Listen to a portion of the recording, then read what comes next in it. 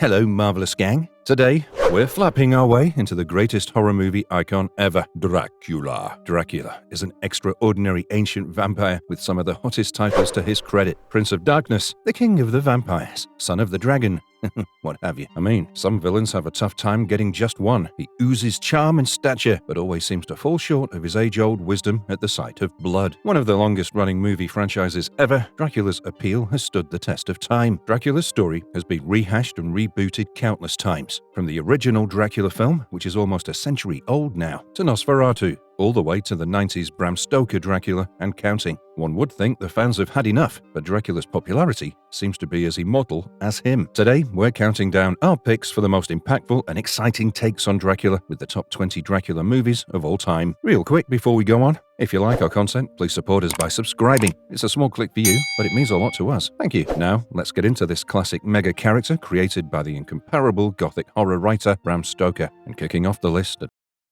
Those women. You're a monster. I am a god!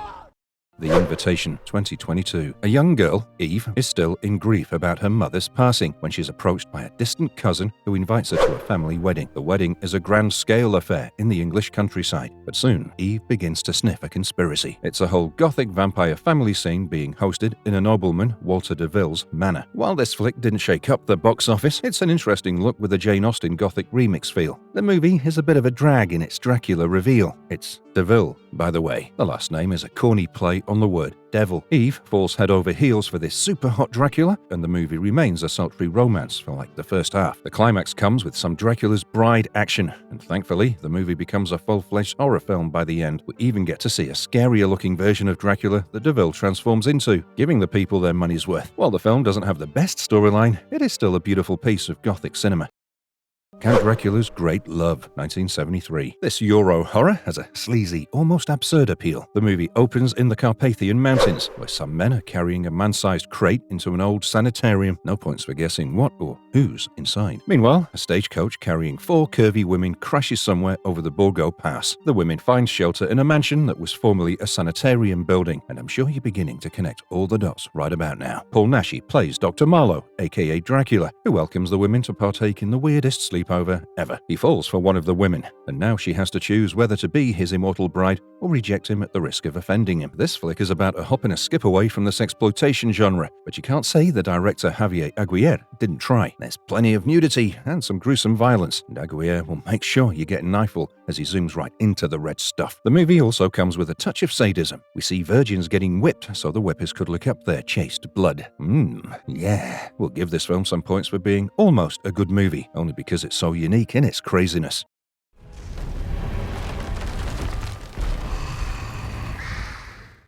The Last Voyage of the Demeter, 2023. In the long list of Dracula films that mostly touch up the original story with iconic performances and some tweaks here and there, The Last Voyage of the Demeter stands out, as it's nothing like any of them. In fact, I'm not even sure we can fully classify this as a Dracula movie, even though Dracula is in attendance. It's based on one particular chapter, The Captain's Log, from the 1897 original Dracula novel. This story is about a monster on board a ship that's sailing from Bulgaria to London, and it's just tearing the crew up. Dracula's creature design is very unique here, like the full-grown Dracula pup in the 2004 Van Helsing movie. However, the monster never changes into a person, and this movie feels like a regular creature horror film. It has its share of awesome jump scares, the darkness of the night sea factor, and the ship with the nowhere else to go vibe. The plotline is an engaging slow burn with some commendable performances, and Javier Botet dishes out a great Dracula creature performance. But this movie is by no means a Dracula story, and that's the real qualm here. It doesn't show Dracula as a sentient being at all, like someone who would brush their fangs or check out a girl now and then.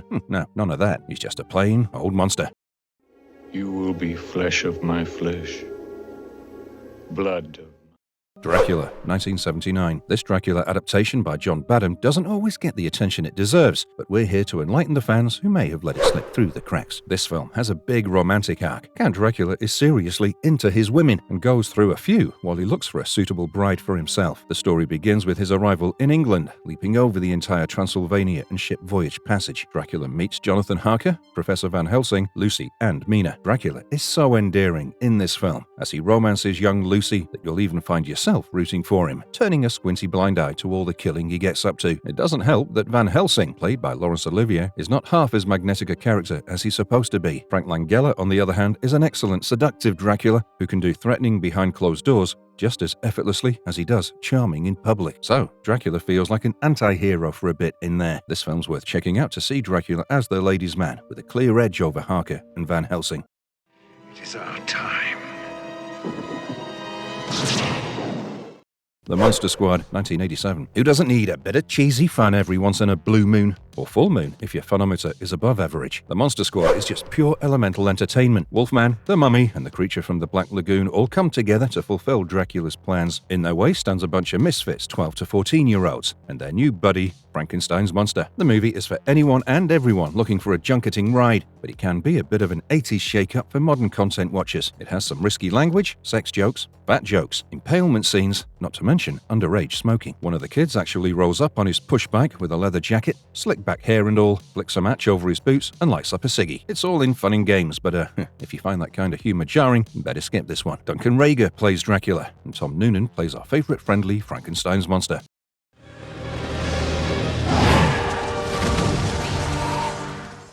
Dracula Untold, 2014. Dracula Untold is a way beyond take on Dracula that nobody expected, and that's probably half the reason the critics didn't warm up to it. But Dracula Untold is a misunderstood film, and we'll give you a candid review. Set somewhere in ancient history, a man is forced to call upon some dark forces to win a war and keep his family and his people safe. So he turns into the vampire we know as Dracula and unleashes an army of bats on his enemies. It's a Dracula origin story, an original film, nothing like the comic version of Dracula or the 2000s pop culture vampire movie style with the tight leather outfits and razor blades in the mouth action, or even the Bram Stoker version. Some fans might find it too different, but Luke Evans is a magnificent pre-Dracula Dracula, and it's an intriguing story with decent action. Worth a watch.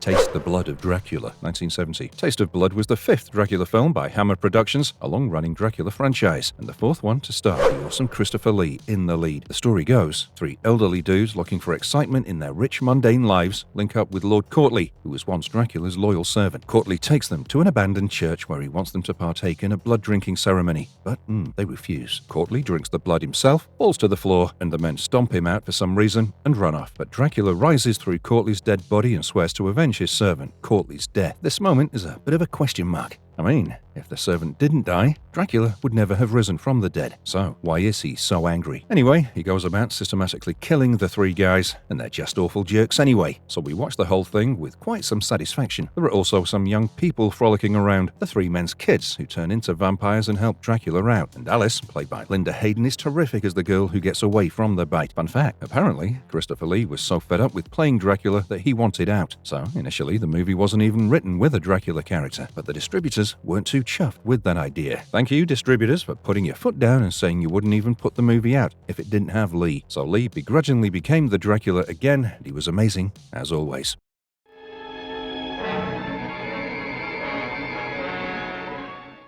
Son of Dracula, 1943. It's the third installment of the Universal's Dracula series, which loves bringing monsters' progeny to life. Their first being Dracula's daughter in 1936, and then Son of Frankenstein in 1939. Count Alucard has just moved to America. The beautiful Catherine, played by Louise Allbritton, becomes infatuated with him. If you haven't peeped the word puzzle, Alucard is Dracula, spelled backward. And even though the movie is called Son of Dracula, Alucard is just Dracula here. The ancient Bloodseeker is played by Lon Chaney Jr., who isn't any great shakes, if we're being honest. He just can't strike that delicate balance of raw lust and gentlemanly charisma that we've come to expect of the non-NOS Veratu Draculas. But the movie conjures up excellent drama with a great supporting cast and the timely fog and swamp effects, which completes the story's magic. Even the younger, super attractive cast that's supposed to be there for romance and fun before a few of them get bitten by the vampire, a staple of every Dracula movie, are very believable in this one. Catherine wants the dark and morbid stuff so much that Dracula is like the perfect guy for her. Her love triangle with Alucard and her boyfriend Frank is genuinely heartbreaking.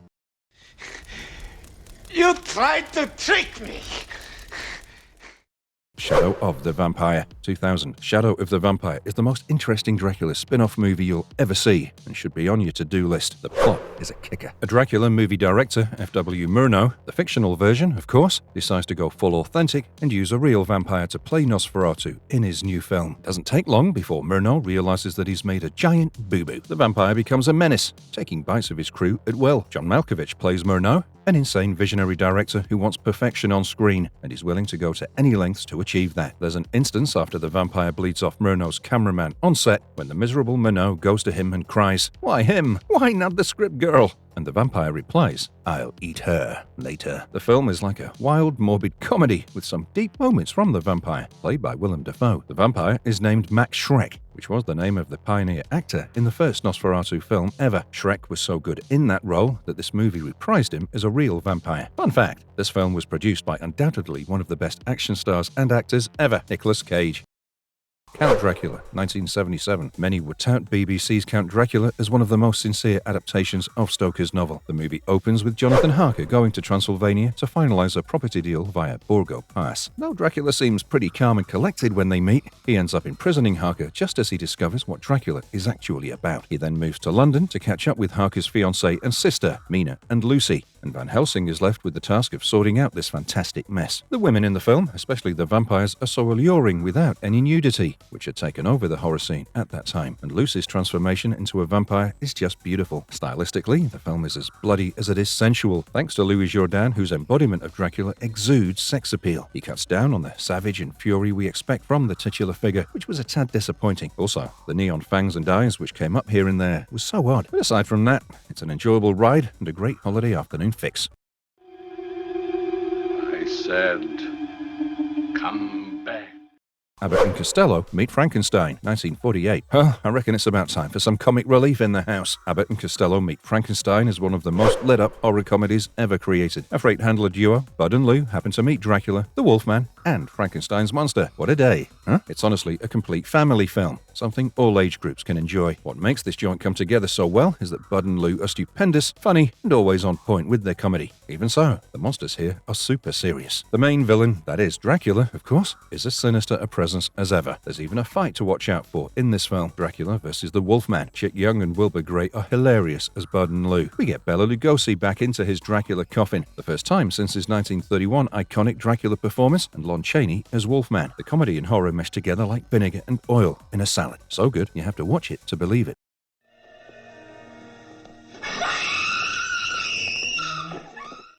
Blood for Dracula, 1974. If you haven't had any crazy in a while, stream Blood for Dracula now. It's an incredibly bizarre, over-the-top film you can't avert your eyes from, and you'll want to. A lot. Dracula has exhausted the virgin blood supply in his hometown and travels to Italy, the supposedly chaste Catholic nation, to resuscitate his waning health. He's a good-looking nobleman who pretends to be looking for a suitable wife, so obviously his options open up. He's invited into an old aristocratic family's run-down manor, who have an all-too-apparent snobbish ambition to get their daughters married off to a moneyed man. They pose the daughters as virgins, and Dracula falls for it, drinking their blood several times, which ends up in long, disgusting bouts of blood vomiting. The movie is all kinds of nasty. The film was directed by Paul Morrissey right after Flesh for Frankenstein. Udo Kier plays the role of an ailing Dracula to perfection. He's nothing like the monster we expect, but a sensitive and refined kind of guy who isn't necessarily up for violence, finds it necessary for his survival. But then there are these tongue-wagging, convulsing close-ups of him, and we're like, okay, he's insane. We have to mention the film's opening scene, which is an artistic branch-off from the film. Dracula puffs his chalk white skin with blush and lipstick, trying to look normal, showing an almost human side of him. But don't let this soft start fool you. Going forward, there's bucket loads of blood, desperation to suck at anything virgin, and the decapitation works. The movie is thoroughly repulsive, but also an absolute cult classic.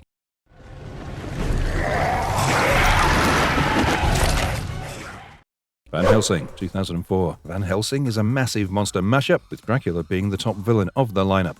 Obviously, the 2004 Van Helsing is about the alpha monster slayer, Gabriel Van Helsing, tasked with bringing down Count Dracula. Gabriel takes a trip to Transylvania, where he meets Anna Valerius, the last of the Valerius line, along with her brother, who's also trying to kill Dracula. She reveals Dracula's crazy design of using Dr. Frankenstein's tech and an ancient curse to awaken his bat pups. The movie looks great with its period piece vibes, not to mention it's got Mr. Hyde, Frankenstein and his monster, werewolves and white bat vampires all heaped together in one saucy adventure. Directed by Steven Sommers of The Mummy fame, which is also an unmissable movie, Van Helsing got mixed reviews upon release and came with some dodgy CGI. But in retrospect, the film has found its niche. Hugh Jackman's fantastic lead as Gabriel and Kate Beckinsale as Anna, both high-volt action stars, come together and just kill the material by Sommers. And Richard Roxburgh is as eccentric and malevolent a Dracula as you'll ever want.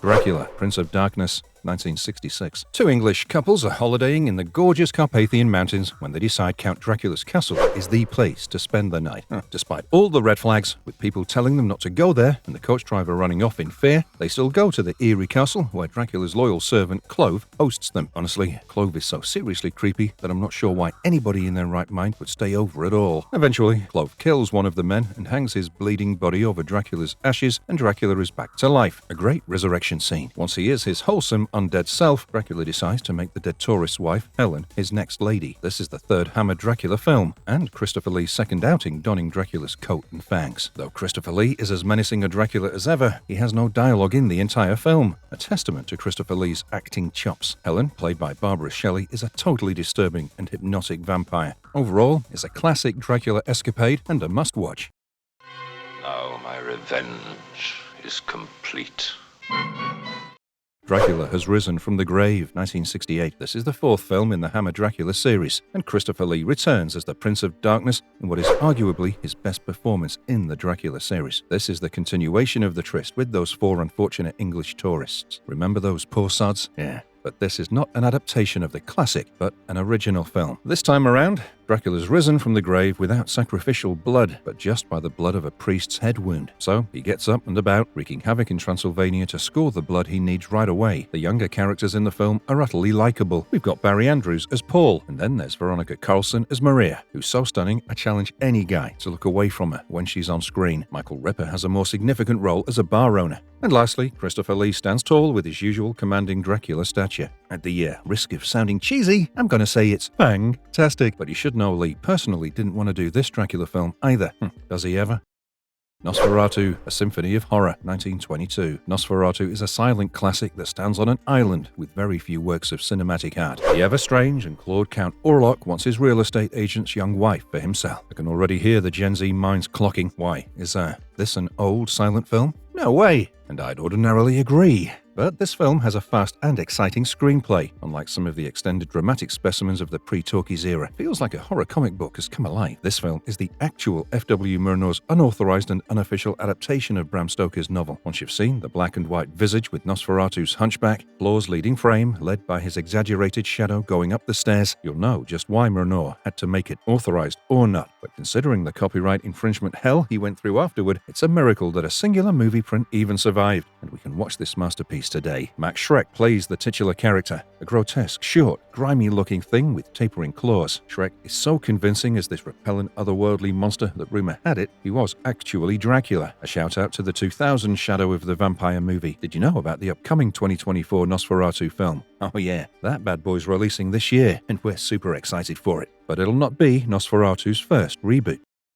Nosferatu, the Vampire, 1979. Werner Herzog's Nosferatu is our solid number 4. It starts off with the real estate deal Dracula, the good old premise. Jonathan Harker, the lawyer from Wismar, Germany, travels to Transylvania to close a property deal. But the Count spellbinds Jonathan, and his next victim is chosen as Jonathan's wife, Lucy. Dracula goes to Wismar to meet her and spreads a plague there while he's at it. There are very few reboots that can claim to have outdone the original. And with an original as good as the 1922 Nosferatu, the stakes are even higher. But Herzog's Nosferatu takes all of our expectations along, hitting new heights. It's an extraordinary film with beautiful countryside shots. It's also greatly inspired by its silent predecessor and plays with tense silent sequences itself. But the crowning glory is the film's pale, grotesque, aged Dracula, who feels more humanely psychotic than any Dracula you've ever seen. Klaus Kinski is just unbelievable in his portrayal of Dracula. He brings out a creature who's sad and isolated in his immortality. An easily irked aristocrat who's lived cooped up in the mountains for hundreds of years, and all he wants is fresh blood. I mean, Klinsky was famed to be a real-life sociopath, and boy, it shows in the movie. Lucy, played by Isabella Gianni, is excellent in her role as the innocent woman who goes from trying her best to get away from the beast to try to kill him, and the conclusion of the film is so bizarre that it'll leave you craving a sequel. We've yet to get a sequel, but it is slated for 2024. More effective than Wolfbane, Count.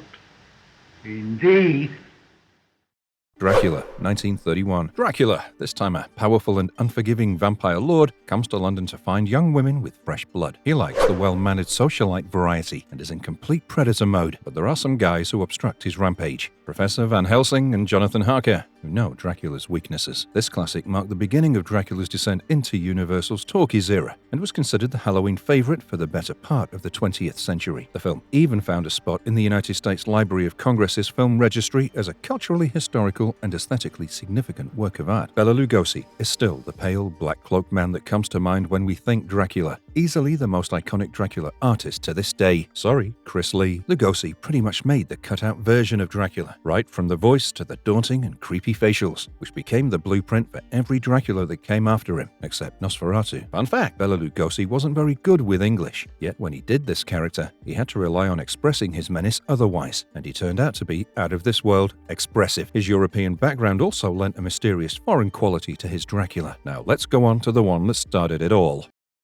Dracula, 1958, the first and debatably the best of the Hammer series. The movie Dracula, which went by Horror of Dracula in the US, was as much about Van Helsing as it was about Dracula, if not more so. Jonathan Harker visits Castle Dracula with the secret intention of killing Dracula, but he's bitten by a female vampire and dies. Don't worry though, he comes around later as one of the undead. Then Dracula travels to a nearby city to prey on Harker's family in ruthless vampire fashion. Enter Dr. Van Helsing. Harker's friend Van Helsing is left with the job of saving them all, and he's nothing if not determined to destroy Dracula. Christopher Lee is ever the debonair yet savage Count Dracula in this film, but it was Peter Cushing who stole the show. His Van Helsing is fearless, intelligent, and solemn detective-like. If he weren't already your favorite vampire hunter, he'd stand toe-to-toe with your fave after this film. Even though the movie may not fulfill the extremely high standards of gore and blood the modern era demands, it makes its mark on the storytelling level with great pacing and sound, and you just fall in love with Van Helsing while you're at it. The climax is an awesome showdown between Dracula and Van Helsing, or should I say Cushing and Lee, the two mammoths of British horror. It's a rockstar finish. Before we go on and check out number one, an honorary mention to The Brides of Dracula, 1960. A stunning Gothic fairy tale set in a world of magic and dread with just incredible set designs. The Brides of Dracula is a complete mood. Though not Hammer's top draw pick, it's pretty close. The Brides of Dracula is a sequel to the 1958 Dracula. However, the title is misleading, and Dracula doesn't make an appearance in this one. Christopher Lee's backing out of the film compelled the writers to write the script revolving around Baron Meinster instead of the Count. But even without the star, Terence Fisher does a great Dracula disciple tale. And now, for our top spot.